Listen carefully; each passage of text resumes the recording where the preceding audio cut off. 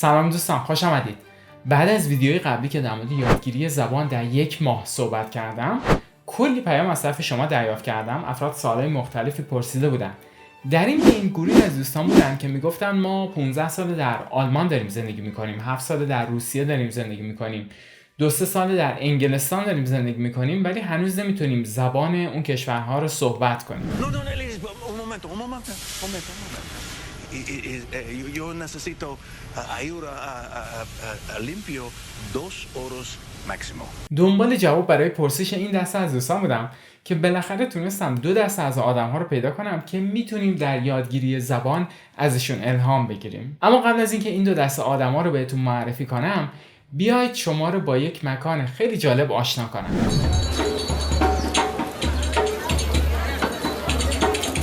شهر استانبول در ترکیه یه بازارچه خیلی مشهور و معروف داره که به نام انگلیسی گرند بازار یا به نام ترکیه کاپالو چارشی هم شناخته میشه.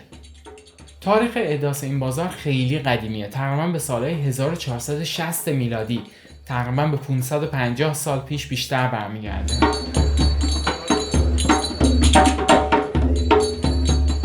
صدها مغازه در کریدورهای این بازار مشغول فعالیت در زمینه‌های مختلف هستند: طلا فروش، قالی فروش، لباس فروش و زمینه‌های مختلف کاری. چیزی که این بازار رو از منظر یادگیری زبان خیلی جالب میکنه اینه که فروشنده‌ها در همین بازار میتونن حداقل به 4-5 زبان صحبت کنن. یعنی جدای از زبان مادریشون، اکثر اوقات ترکی، میتونن زبان‌های انگلیسی، روسی، عربی، فارسی، آلمانی و حتی فرانسوی هم صحبت کنن. به نظرتون چی باعث میشه تعداد زیادی مغازه‌دار که نه شاید مثل ما کلاس زبان رفتن، نه ممکنه تحصیلات دانشگاهی داشته باشن، نه حتی به کشور دیگه سفر کردن، میتونن چند زبان رو صحبت کنن؟ بله، 2 دسته آدمی که میخواستم بهتون معرفی کنم. اول بچه‌ها هستن، دوم همین فروشندگان بزرگسال گرند بازار استانبول. برای اینکه درک بهتری داشته باشیم، بیاید در مورد مغز و عملکردش موقع یادگیری زبان و صحبت کردن کمی اطلاعات به دست بیاریم. حتما از کتاب‌های علوم به خاطر دارید مغز انسان از 2 نیمکره تشکیل شده: نیمکره سمت چپ و نیمکره سمت راست. نیمکره سمت چپ به اصطلاح غالب‌تره و مسئولیت کارهای منطقی تحلیلی رو بر عهده داره. نیمکره سمت راست بیشتر در رابطه با عاطفه و ارتباطات اجتماعی فعالیت داره. البته این تقسیم وظایف حدودی و کامل مطلق هم نیست. تفاوتی که هست بین یادگیری کودکان و بزرگسالان اینه که بچه‌ها میتونن از هر 2 نیمکره مغز برای یادگیری زبان مادری استفاده کنن. ولی با افزایش سن، یادگیری زبان‌های دوم بعد بیشتر فقط در نیمکره سمت چپ اتفاق میافته. این بخش علمی قضیه است که چرا کودکان میتونن سریعتر زبان مادری رو یاد بگیرن. به خاطر همین نمیشه زیاد بچه‌ها رو با بزرگسال‌ها مقایسه کرد در یادگیری زبان. ولی تکنیکی که هر 2 دسته، یعنی کودکان و اون فروشنده‌های بازار گرند بازار استانبول دارن استفاده میکنن و بدون اینکه بدونن دارن استفاده میکنن، اینه که جسورانه صحبت میکنن. تکنیک جادویی همینه: جسورانه صحبت کن. چرا جسورانه؟ دقت کردید بچه‌ها هیچ وقت از اشتباه نمیترسن؟ یعنی از زبان هر چی که تا اون سن میدونن رو دارن استفاده میکنن بدون اینکه نگران تلفظ باشن یا گرامر بدونن چیه. حالا برعکس به ما بزرگسالان نگاه کنید. از ترس اینکه یه حرف یا یه گرامر رو اشتباه بگیم کلا بیخیال گفتن اون جمله میشیم. مثلا موقع انگلیسی صحبت کردن تمام اون جملات شرطی که مثل فرمول فیزیک حفظشون کردیم رو میخوایم به زبون بیاریم. نتیجه هم که میدونیم نمیتونیم. Un café? Oui. Du sucre? Non. You speak very good French? Gracias. یادمون نره کمالگرایی بزرگترین دشمن در پروسه یادگیری زبانه. اجازه بدید شما رو با اسکات و وات آشنا کنم. باور میکنید این 2 نفر تونستن در 1 سال 4 زبان رو یاد بگیرن. کاری که این 2 نفر انجام دادن برای یادگیری زبان در واقع همون روشی که در ویدیوی قبلی هم گفتم، یعنی سفر به اون کشورها که میخوایم زبانشون رو یاد بگیریم و غرق شدن در زبان و فرهنگ اونها. به همین روش این 2 نفر تونستن اسپانیایی، پرتغالی، کره‌ای و چینی رو در 1 سال یاد بگیرن. مسیر یادگیری زبان رو با سفر به اسپانیا شروع کردن. هفته اول یادگیری البته که نتیجه‌ای براشون نداشته،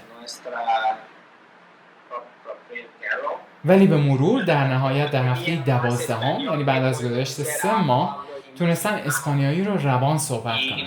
بعد از اون برای یادگیری زبان پرتغالی به برزیل سفر میکنن. در حالی که در هفته‌های اول دوم حتی نمیتونن کلمات پرتغالی رو تلفظ کنن، در پایان ماه سوم کاملا روون میتونن پرتغالی هم صحبت کنن. مقصد بعدی برای اسکاتوبات کره جنوبی بوده.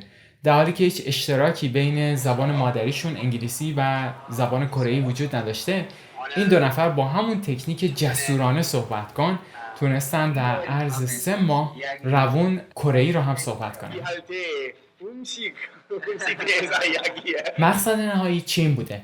حتما میدونید در عقیده زبانشناسا چینی ماندارین سخت ترین زبان برای یادگیریه، اما 12 هفته زمانی بوده که این دو نفر تونستن مکالمه روان چینی رو هم یاد بگیرن.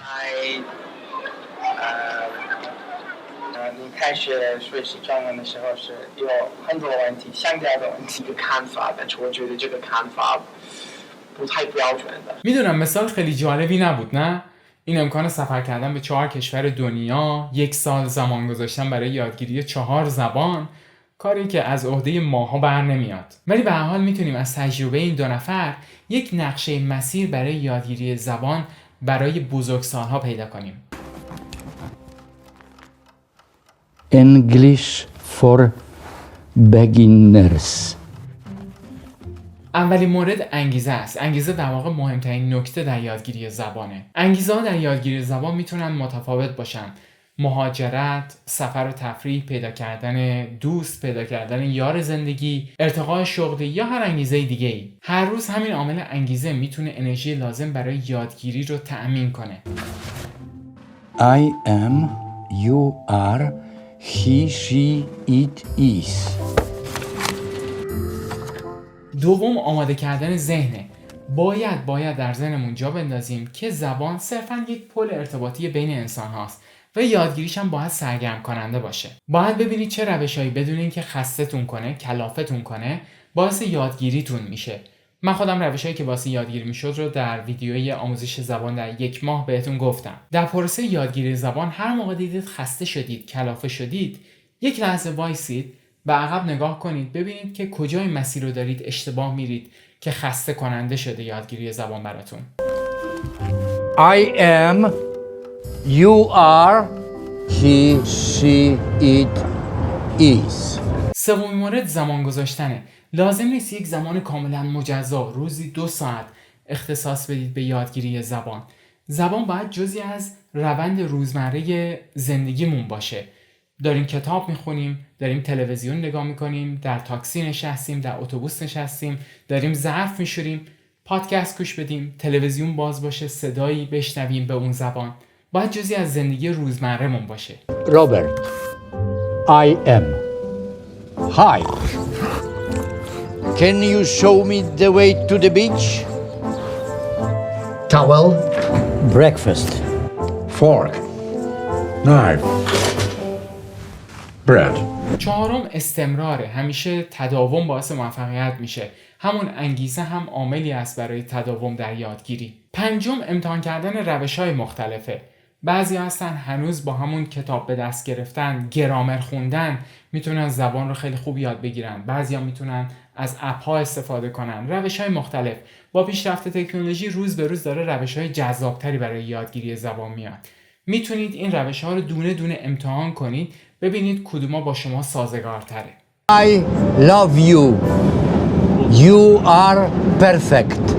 I'm gonna fucking kill you. I'm gonna fucking kill you. ششمی که یادگیری زبان مثل ریاضی فیزیک نیست. البته که اگر قرار امتحان زبانی رو بدیم ممکنه در یک پروسه مشخص لازم باشه که گرامر رو حفظ کنیم یا کلمات زیادی رو حفظ کنیم، اما برای مکالمه به یک زبانی لازم نیست که گرامر رو در حد عالی یاد بگیریم یا کلمات رو همشون رو بدونیم. Sound in the trunco. Oh, sí, tenía alguien en el maletero, así un bang, bang, bang, bang, bang, bang. Bang, bang, bang from the trunk. هفتمی که عجله نکنیم. روزانه اینقدر پیام میگیرم که 2 روز شروع کردم یادگیری زبان ترکی یا 2 هفته از شروع کردم یادگیری فرانسوی ولی هیچ چیزی در ذهنم نمیمونه. Suitcase. Slippers. Toothbrush. Passport. Pyjamas. در یادگیری زبان نباید عجله داشت. هیچ کس از روز اول نمیتونه کتاب‌های عزیز نسین رو بخونه به ترکی. نکته هشتم و پایانی اینه که نمودار یادگیری یک زبان همیشه یک خط صاف رو به بالا نیست. برای تقریبا همه افراد یادگیری زبان روی نمودار از 3 قسمت تشکیل شده. قسمت اول یک خط به سمت بالا هست، قسمت دوم یک خط طولانی صاف هست و در نهایت با تمرین، استمرار و تداوم میشه وارد مرحله سوم و خط رو به بالا شد. Hi. I am your grandpa. این بود توصیه‌ای که فکر می‌کردم میتونه برای بزرگسال‌ها در یادگیری زبان مفید باشه. میدونم پروسه یادگیری زبان یک مسیر طولانیه، اما مشابه اون ضرب المثل ترکی که میگه زور کازانیلان کالای کایبدیلمز، چیزی که با تلاش زیاد به دست میاد به سادگی از کف نمیره. فراموش نکنیم یادگیری هر زبانی به ما انگیزه و بینشی متفاوت از دیگران میده. حتی ممکنه بعداً وقتی نگاهی به مسیری که اومدیم بندازیم متوجه بشیم یادگیری تونسته ما را از دالان‌های تاریک به سمت رهایی آزادی برسونه.